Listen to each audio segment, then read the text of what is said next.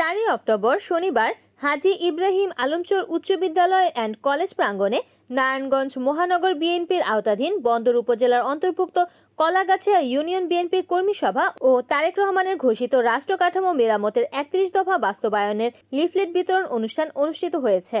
Kalagachhia union বিএনপির সভাপতি শাহাদাতুল্লাহ মুকুলের সভাপতিত্বে উক্ত অনুষ্ঠানে প্রধান অতিথি হিসেবে উপস্থিত ছিলেন নারায়ণগঞ্জ মহানগর বিএনপির আহ্বায়ক অ্যাডভোকেট সাখাওয়াত হোসেন খান। প্রধান বক্তা হিসেবে উপস্থিত ছিলেন সদস্য সচিব অ্যাডভোকেট আবু আলী ইউসুফ খান টিপু। বিশেষ অতিথি হিসেবে উপস্থিত ছিলেন নারায়ণগঞ্জ মহানগর বিএনপির সিনিয়র যুগ্ম আহ্বায়ক অ্যাডভোকেট জাকির হোসেন, ফতে মোহাম্মদ রেজা রিপন, নারায়ণগঞ্জ সদর থানা বিএনপির সভাপতি মোহাম্মদ মাসিদ রানা, বন্দর উপজেলা বিএনপির সভাপতি মাজহারুল ইসলাম হিরণ, সাধারণ সম্পাদক হারুনুর রশিদ লিটন সহ আরো উপস্থিত ছিলেন কলাগাছিয়া ইউনিয়ন বিএনপি এবং অঙ্গ সংগঠনের নেতাকর্মীরা। নির্বাচন হবে, সে নির্বাচনে ধানের সৃষ্টি আসবে, দেবী প্রার্থী না সুবিধাপতি প্রার্থী চায়।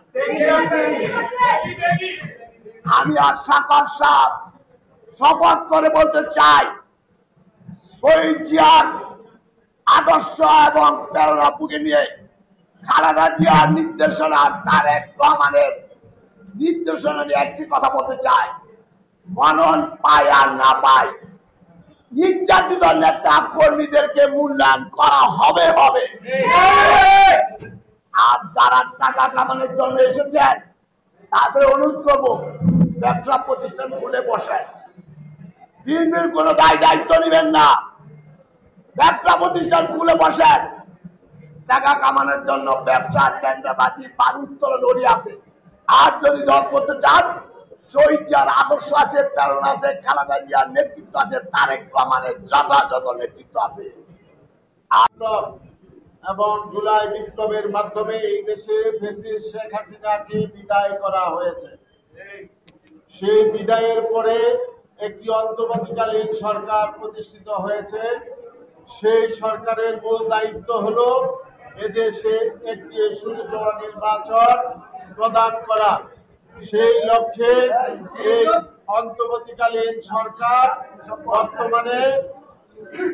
বর্তমানে কাজ করে যাচ্ছে। আশা করি আগামী ফেব্রুয়ারির পহেলা সপ্তাহে বাংলাদেশে নির্বাচন হবে ইনশাআল্লাহ।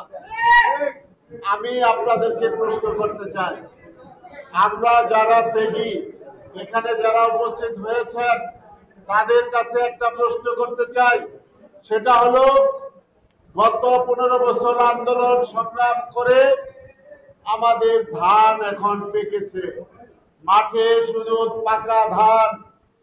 সেই ধান আজকে আমরা কেটে বিএনপির ঘরে তুলব কিনা সেটা আমাদের সিদ্ধান্ত নিতে হবে।